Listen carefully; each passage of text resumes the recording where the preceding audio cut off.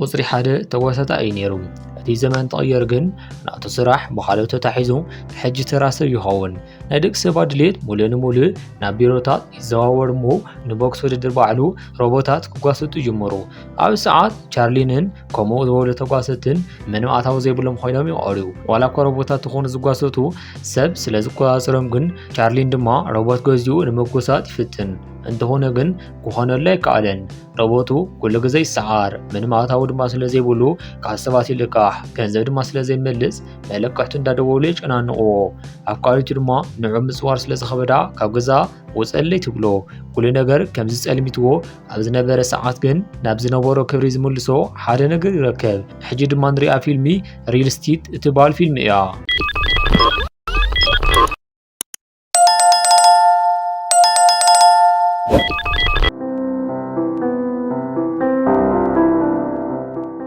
ታሪኽና እንትጅምር ቻርሊ ዝተባህለ ሰብ ንረክብ። ቻርሊን ማለት ጥሮታ ዝወፀ ተጓሳጣይ እንትኸውን ጥሮታ ዝወፀሉ ምክንያት ድማ ካብ ሰብ ንላዕሊ ዝጓሰጡ ሮቦታት መፅኦም ንዕኡን ከምኡ ዝበሉ ሰባትን ስለ ዝተክእዎም እዩ። ስራሕ ድማ ስለ ዘይነበሮ ኣብ ብዙሓት ሰባት ዕዳ ነይርዎ እዩ። ሓደ ኣረጊት ሮቦት ድማ ኣብ መንገዲ ደው ኣቢሉ ንቆልዑት ገንዘብ ክፈሉኒ እስካዕ ምባል በፂሑ እዩ። ካብኡ ድማ ቻርሊን ሮቦቱ ምስ ሪክ ዝበሃል ምዕራይ ዘለዎ ብምግጣብ ብቅርሺ እንትጫወቱ ንርኢ። ካብኡ ድማ ቻርሊን ሮቦቱ ምስ ሪክ ዝተባህለ ሰብኣይ ንዘለዎ ብዕራይ ንምግጣም ብቅርሺ እንዳተጨቃጨቁ ንርኢ። ካብኡ ድማ $1,000 ይሰማምዑ እሞ እቲ ግጥም ይጅመር። ካብኡ ድማ ብዘይ ዝኾነ ገንዘብ ብድፍረት ክጋጥም ይጅምር። እቲ ግጥም ድማ ምትጅምር ናይ ቻርሊ ሮቦት ነቲ ብዕራይ ይወድቆ። ሕጂ ድማ እቲ ግጥም እንዳመርሖ እዩ። ኣብ ሸዓት ድማ እቲ ግጥም ክስዕር እየ ኢሉ ብባዕሉ ካብ ዓቕኑ ንላዕሊ ተኣማምን እሞ ዘይሩ ምስ ሓንቲ ቆንጆ ቆልዓ እንተጀናጅን ካበይ መፂ ዘይበሃል ናይ ሪክ ብዕራይ ናይ ቻርሊ ሮቦት እግሪ ሰቢሩ ናብቶም ተዓደምቲ ደርቢዮ። ካብኡ ድማ ቻርሊን እቲ ግጥም ከም ዘይስዕር ይፈልጥ እሞ ብምልክት ነቲ ግጥም ደው ንከብል ይሓትት። እንተኾነ ግን ሪክ ደው ኣይብልን ስቕ ኢልካ ቀፅል ይብሎ። እቲ ብዕራይ ድማ ናይ ቻርሊ ሮቦት በታቲኑ ናብ ተራ ሓፂን ይቕይሮ። ቻርሊን ድማ ገንዘብ ስለ ዘይብሉ ቀልጢፉ ካብኡ ከመልጥ እንትብል በድሕሪት ክልተ ሰባት ይከታተልዎ። ቻርሊን ሪክ ዝለኣኾም ገንዘብ ዝደልዩ መሲልዎ ነቲ ሓደ ብቦክሲ የውድቆ። እንተኾነ ግን እቶም ሰባት ዝከታተልዎ ሪክ ልኢኽዎም ከይኾነስ ናይ ቀደም ኣፍቃሪቱ ከም ዝሞተት ንምንጋር እዩ። ክልቲኦም ብሓባር ኣብ ዝነበሩሉ እዋን ማክስ ዝተባህለ ቆልዓ ወሊዶም ስለ ዝኾኑ ማክስ ሕጂ ምስ መን ከም ዝነብር ንምውሳን ቻርሊን ማክስ ቤተሰቡ ዲቦራ ናብ ቤት ፍርዲ ቀርቡ እዮም። ንዑ ድማ እዩ ሰባት ዝከታተልዎ ዘለው። ቻርሊን ንማክስ ክዎም ንዲቦራ ናብ ቤት ፍርዲ ቀርቡ እዮም። ንዑ ድማ እዩ ሰባት ዝከታተልዎ ዘለው። ቻርሊ ድማ ንወዱ ብዙሕ ተገዳስነት ስለ ዘይብሉ ናይ ባዕሉ ወዱ ብገንዘብ ንዲቦራን ሰባያን ኣሕሊፉ ንክቦም ምስ ናይ ዲቦራ ሰባይ ይሰማማዕ። እንተኾነ ግን ንዲቦራ ንምዝንጋዕ ካብ ሃገር ን3 ወርሒ ስለ ዝወፁ ማክስ እስካብ ሽዑ መሳኻ ይኹን ይብሎ። ካብኡ ድማ 3 ወርሒ ምሳየ የፀንሕ ተኾይኑ ዋጋ ክውስኽ እየ ይብል። ናይ ዲቦራ ሰባያ ድማ በዚ ተሰማሚዑ $50,000 ይኸፍሎ። ቻርሊን ድማ ካብ ንዲቦራ ዝረኽቦ ገንዘብ ኔዝቦይ ዝተባህለ ሮቦት ካብ ፀሊም ዕዳጋ ይገዝእ እሞ ናብ ኣፍቃሪቱ ቤል ይኸይድ። ምስኣ እውን ኣዝዩ ብዙሕ ናይ ገንዘብ ዕዳ ነይርዎ እዩ። በዚ ምክንያት እንትጨቕጭቑ ንዘባሒቱ ድማ ንዲቦራ ንቫኬሽን ክኸዱ ስለ ዝኾኑ ንማክስ ንቻርሊን ይህብዎሞ ይኸዱ። ማክስ ድማ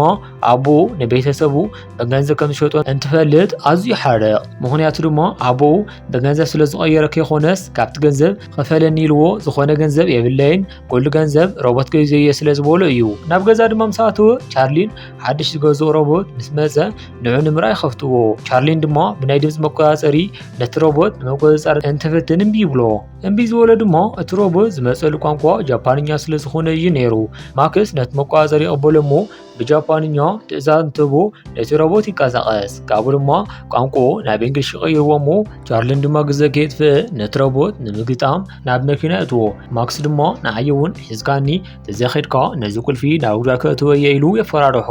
ቻርሊን ድማ ዝኾነ መመረፅ ስለ ዘይብሉ ንማክስ ሒዝዎ ይኸይድ። ዝኸድዎ ድማ ሕቡእ ሮቦታት ዝጋጠመሉ ቦታ እዩ። ኣብኡ ምስ በፅሐ ድማ ቻርሊን ናይቲ ግጥም መዳለዊ ንፊን ንከጋጥሞ ይሓቱ።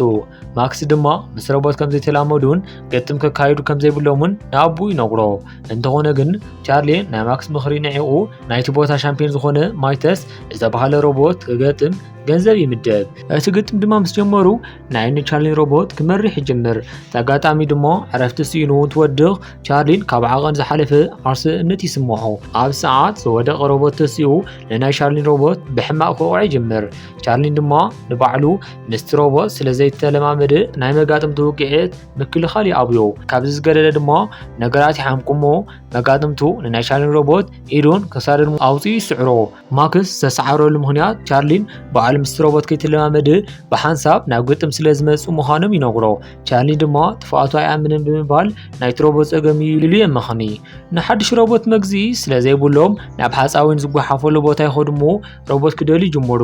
ኣብኡ እንዳደለዩ እንዳሃለዉ ድማ ማክስ ደው ዝበለሉ ቦታ ኣብ ጫፍ ገደል ስለ ዝኾነ ንማክስ ተጠንቀቕ እንዳበሉ እንዳሃለወ ነቲ መሬት ይፈረስ እሞ ናብ ታሕቲ ይወድቕ ማክስ ድማ ዝወድቐሉ ቦታ እንዳተንሸራተተ ኣብ ሓደ ገደል ይወድቕ እሞ ካበይ መፅኡ ዘይበሃል ዝኾነ ነገር ይሕዞ ቻርሊን ድማ ወሪዱ ማክስ ካብ ዘለዎ የልዕሎ እሞ እንታይ ህይወቱ ከም ዘድሕኖ ማክስ እንትደሊ ሓደ ዝኣረገ ሮቦት ይረክብ ማክስ ድማ እቲ ሮቦት ህይወቱ ስለ ዘድሕኖ ንወሰዶ ብምባል ንቻርሊን ይሓቶ ቻርሊን ግን ዝኾነ ኣይጠቅምን ኣረጊት ሮቦት ብምባል ኣየልዕልን ይብሎ ማክስ ግን ገዲፎ ክኸይድ ስለ ዘይደሊ ጉዒቱ ካብ ዝነበሮ የውፅኦ ካብኡ ድማ እቲ ሮቦት ናብ ገዛ ይወስድዎ እሞ የልዕልዎ ቤሊ ድማ እቲ ሮቦት ናይ ሰባት ምንቅስቓስ ኮፒ ከም ዝገብር ትነግሮም ማክስ ድማ ነቲ ሮቦት ተሓፅቦ ሽሙ ኣተም ከም ዝኾነ ተፃሒፉ ስለ ዝረኸቦ የንብቦ ካብኡ ድማ ማክስ ንቻርሊን ንኣተም ናብ ናይ ቦክስ ግጥም ንከእትዎ ይሓቶ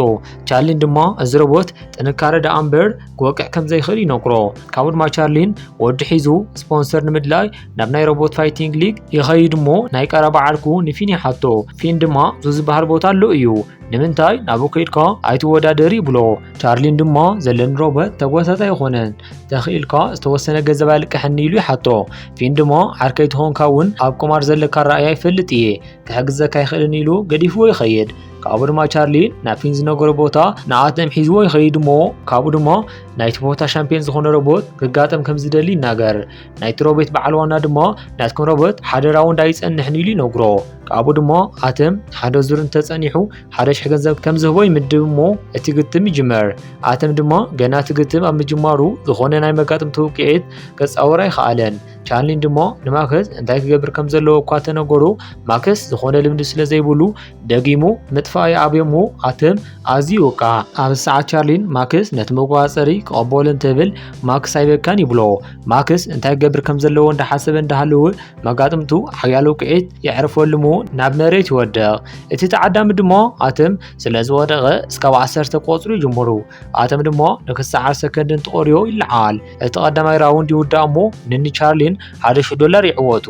ካብኡ ድማ መጋጥምቶም ይመጽኡ እሞ እስካብ መጨረሻ ንፃወት ዝተዓወተ ዕፁ ገንዘብ ይወስድ ይብሎ ቻርሊን ድማ ይኣኽልና እዩ $1,000 ሒዝና ንኸይድ እንትብሎ ማክስ ድማ ኣይኸውንን ኢሉ ንቐፅል ይብል እሞ ካልኣይ ራውንድ ይጅመር እቲ ግጥም ድማ ምስ ተጀመረ ቀዲሙ ናይ መጋጥምቲ ድኽመት ሪእዎ ስለ ዝነበረ ነቲ ዕድል ተጠቂሙ ብሓይሊ ንመጋጥምቲ ይወቕዖ እቲ ዝተወቕዐሉ ሮቦት ድማ ንከይትስ ይወድቕ ንኒ ቻርሊን ድማ ነቲ ተዓዳሚ ኣገሪሞም ይዕወቱ ኣብ ናይ ፈለማ ፀወቶም ምስ ተዓወቱ ማክስ ሓደ ሓደ መምሕያሽ ንኣተም እንዳገበረሉ ኣተም ድማ ናይ ሰባት ምንቅስቓስ ኮፒ ገብር ስለ ዝኽእል ቻርሊን ሓደ ሓደ ነገራት ንከምሮ ይሓቶ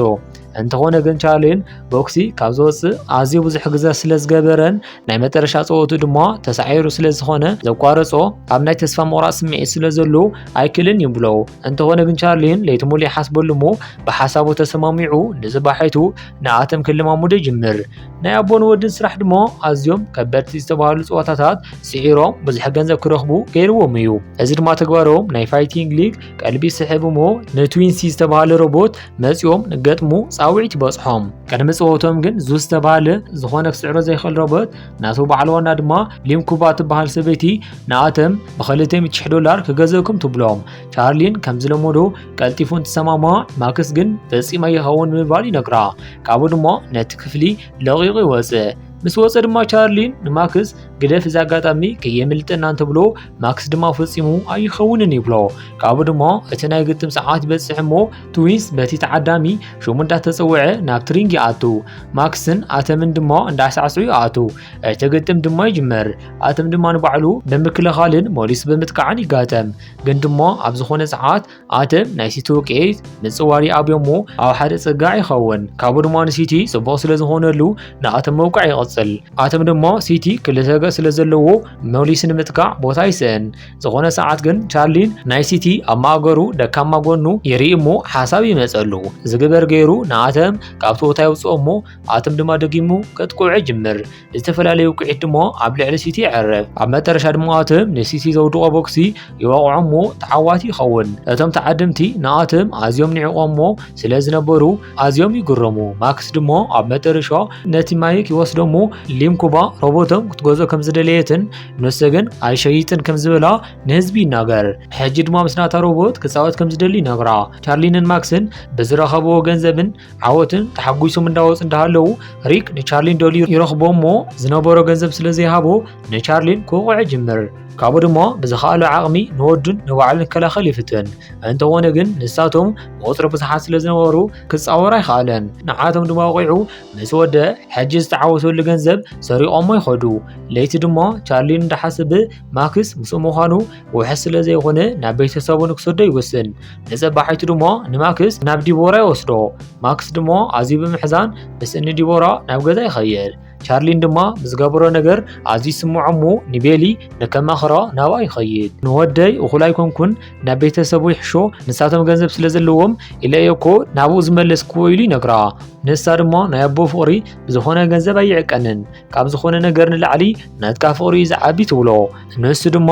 ቤሊ ብዘብለቲ ነገር ተላዒሉ ናብ ማክስ ይኸይድ ካብኡ ድማ ዝገበሮ ነገር ይቕሬታ ይሓቶ ንዙስ ድማ ንምግዳም እቶም ሰባት ስለ ዝተሰማምዑ ሕጂ ናብኡ ንኸይድ ኢልዎ ናብቲ ስታድየም ይኸዱ ኣብኡ ምስ በጽሑ ድማ እቲ ተዓዳሚ ጽቡቕ ኣቀባብላ ይገብረሎም ቤሊ ድማ ንኒ ቻርሊ ንክተተባብዕ መጽያ እያ ዙስ ብዘፍርሕ ኩነታት ናብ ሪንግ ዘሊሉ ይኣትው እሞ እቲ ግጥም ይጅመር እቲ ግጥም ድማ ምስ ተጀመረ ዙስ ከቢድ ውቅዒት ይወቅዖ እሞ ይወድቕ ኣተም ድማ ይትስእ እንተኾነ ግን ሕጂ እውን ክልተ ከበድቲ ውቅዒት ምስ ወቅዖ ደጊሙ ይወድቕ ኣተም ሕጂ እውን ደጊሙ ይትስእ ንብዙሕ ሰዓታት ድማ ኣብ ዘጋዕ ወሲዱ ብኸቢድ ከቕጥቅጦ ይጅምር ኣተም ግን ዕረፍቲ እንትረክብ ሓንቲ ውቅዒት ይወቅዖ እሞ ንድሕሪት ክብል ይገብሮ